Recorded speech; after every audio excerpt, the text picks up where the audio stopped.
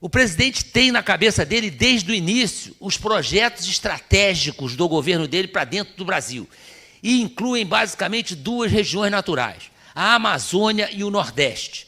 A Amazônia, com a sua grandiosidade, os problemas são macros, são de tratamento longo, e o Nordeste, que já estamos trabalhando lá.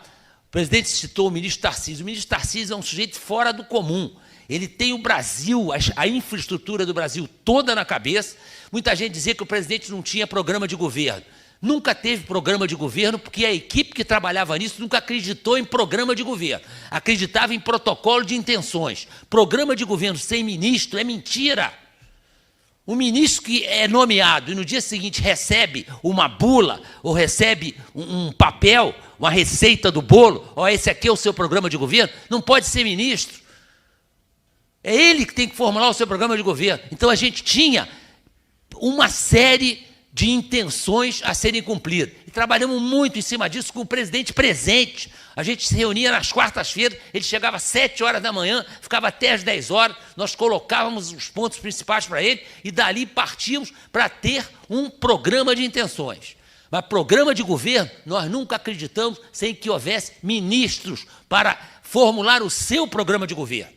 E nós temos excelentes ministros, nem me incluo nessa história aí não, mas temos excelentes ministros e a coisa, infelizmente, para muita gente, está dando certo. Acreditem que está dando certo, com toda a campanha da imprensa, não sei o quê. O meu grande termômetro é o seguinte, eu vou no mercado praticamente todos os dias, eu não ando com segurança em lugar nenhum, tá? Vou no mercado lá, quietinho, todas as vezes que sou abordado é para desejar felicidades, para cumprimentar o presidente, porque estão esperando que a coisa dê certo, porque façam tudo que estão fazendo, vocês são muito importantes. Eu nunca tive uma provocação, uma falta de educação dentro de um supermercado. Vou a restaurante, o que me chateia é ter que tirar 300 selfies, mas nunca tive... chega um ponto que, não aguento mais tirar selfie. Né? As crianças hoje já nascem com cara de selfie. Né? O cara treina o bebê, faz cara de selfie. Né? Então, eu vou em restaurante, eu às vezes nem almoço. A minha esposa fica pau da vida. Você não para, não sei o quê. Mas não dá para ficar dando bandeira nas pessoas. Então, nunca aconteceu, como acontece com um monte aí de próceres do Brasil, que são expulsos de restaurante, expulsos. Nunca viajei de avião da FAB, só viajo de avião comercial. Entro, saio, nunca me aconteceu nada, nunca tomei vai em avião, pelo contrário, o comandante vem falar comigo. Então, isso aí é o grande termômetro do governo Bolsonaro. O dia que a gente for no lugar e começar a panaca, vocês não vão fazer nada não sei o quê, aí a gente começa a botar as barbas de molho. E para finalizar, sobre as políticas estratégicas, o Nordeste é a grande prioridade do governo. O presidente sabe que é o Nordeste que pode mudar o Brasil. As outras regiões tem um plano Nordeste, e é o Nordeste que pode mudar o país. Porque o Nordeste tem um potencial estúpido, principalmente turismo, principalmente a parte de agronegócio. O Nordeste está estourando. Então, o Nordeste, no momento que tiver água para todo mundo, tem que acabar com aquela história de ter o velhinho com o cabritinho morrendo, que não tem água porque tem seca. O presidente vai acabar com essa imagem. Essa imagem tem que sumir da história do Nordeste. Ele sabe disso. A Amazônia é muito mais complicada, mas ele já está anunciando medidas. E outra coisa, a Amazônia só vai mudar o dia que a vida dos povos da floresta, que é uma figura romântica, mudar, senão não vai mudar. E, finalmente, uma coisa que o presidente falou rapidamente, e tem sido uma das jogadas mais inteligentes dele, é a política externa. A política externa dos últimos governos foi desastrosa. O Brasil andou dando dinheiro para quem interessava ideologicamente agradar.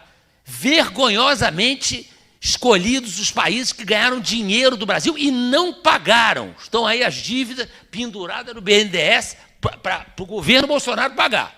Tá? Então, isto aí não vai acontecer. E, com muita felicidade, o presidente escolheu.